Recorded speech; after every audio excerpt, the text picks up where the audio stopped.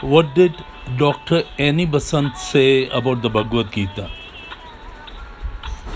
The Bhagavad Gita, she said, is meant to uplift the aspirant from lower levels of renunciation, where the objects are renounced, to the higher level, where desires are dead and where yogi dwells in calm and ceaseless contemplation, where his body, mind are actively employed in discharging the duties that fell to his lot in life.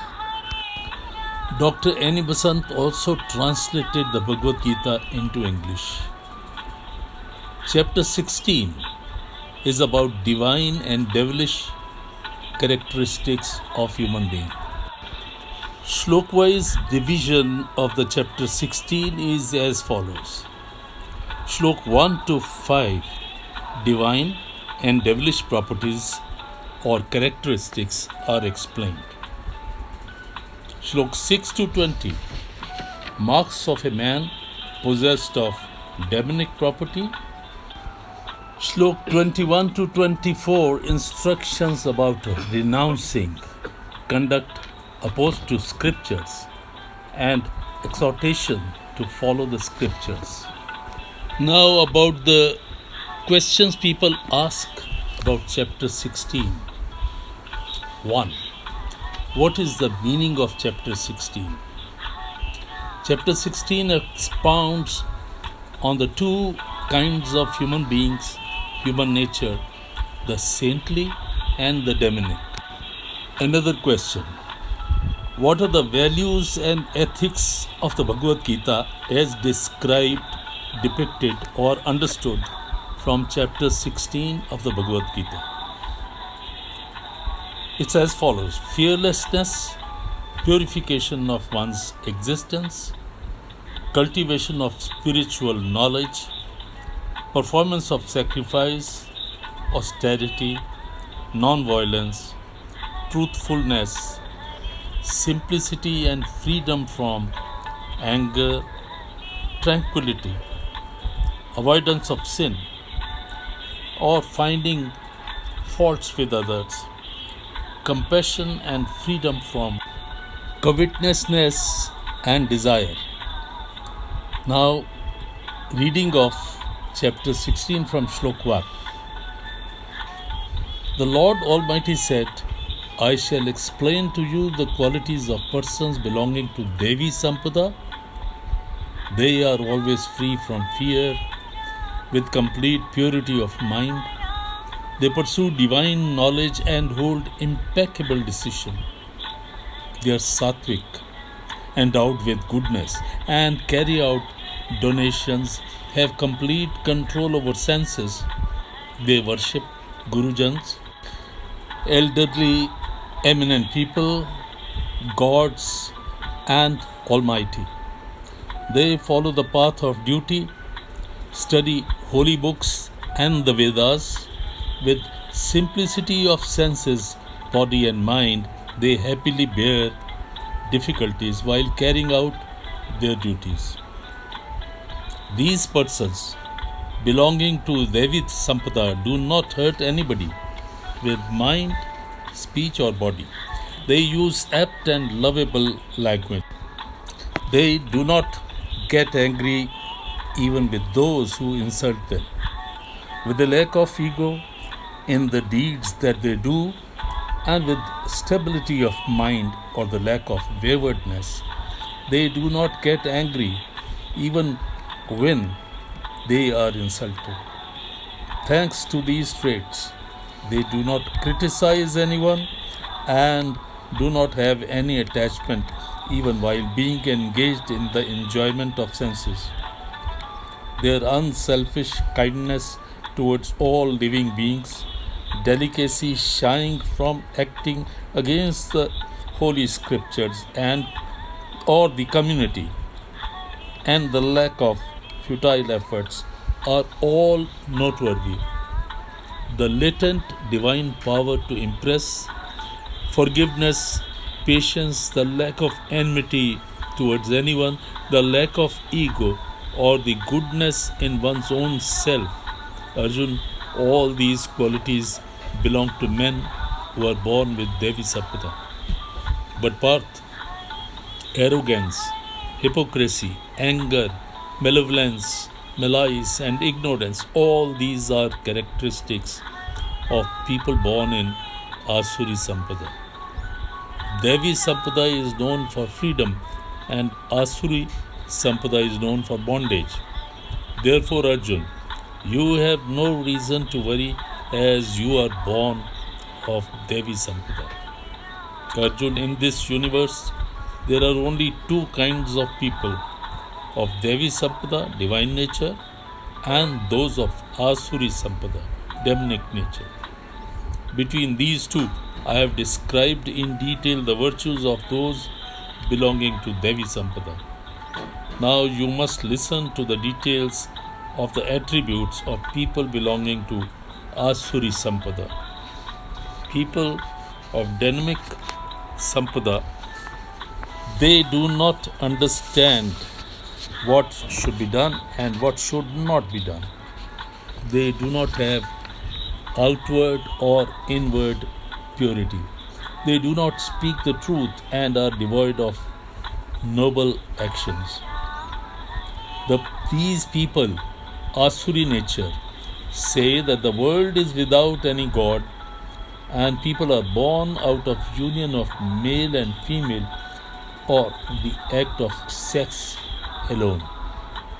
For them, there is no meaningful cause for the birth of human beings. Adopting this false knowledge and belief, they have ruined the true human nature. Their intelligence is limited. They always want to insult others. Such people engaged in their sinful deeds are responsible for the destruction of this world. These people are arrogant, intoxicated, and self-led pride. They adopt desires which are insatiable and follow futile principles of their own.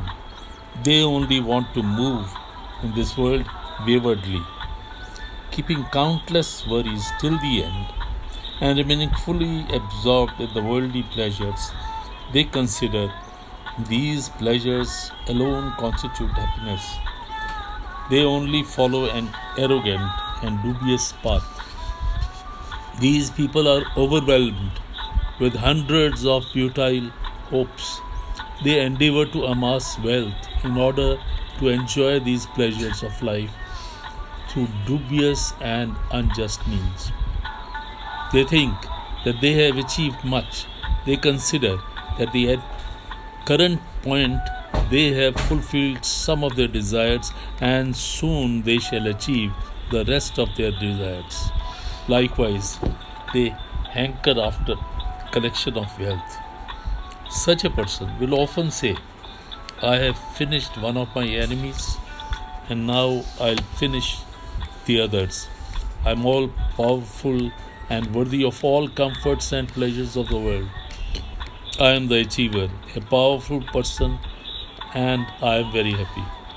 I am rich, I have a large family, there is no one like me. I shall perform yajna and be a big donor, and I shall have ample celebrations. In this manner, overcome with utter ignorance and nurturing their own dubious beliefs and aspiring always for the material pleasures, these demonic human beings in the end get into the hell. These arrogant and proud people consider themselves to be great and intoxicated by wealth and sham respect in society. They carry out yajna, give donations only for the name's sake without realizing the essence of these noble deeds. They are full of ego, arrogance, pride and desire and anger. They always criticize others and disregard me, who is always present within others as much as within their own self. I ensure that these sinners are jealous. Demonic people are repeatedly sent to this world in Asuri the class to which they emanate, they belong, which are considered by Hindus to be 84 lakhs alone. Arjun, these ignorant people do not attain me but repeatedly take birth in degenerated families and thereafter secure for themselves still lower places and get into the hell. Lust, anger, and greed are known to be three gates of hell. Therefore, one should always keep away from these. These degenerate the very soul of human beings. Arjun, the person who escapes these three gates of hell, undoubtedly carries on with his progressive duties. And through the performance of his duties, he achieves better abodes and even attain me. The person who abandons laws laid down in the Holy Scriptures and follows the dictates of his own heart neither achieves anything significant nor does he reach better abodes. He can never be truly happy.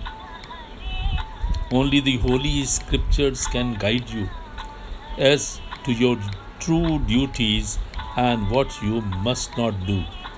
Therefore, understanding this clearly and wholeheartedly, you must follow the path of your duties as laid down in the Holy Scriptures.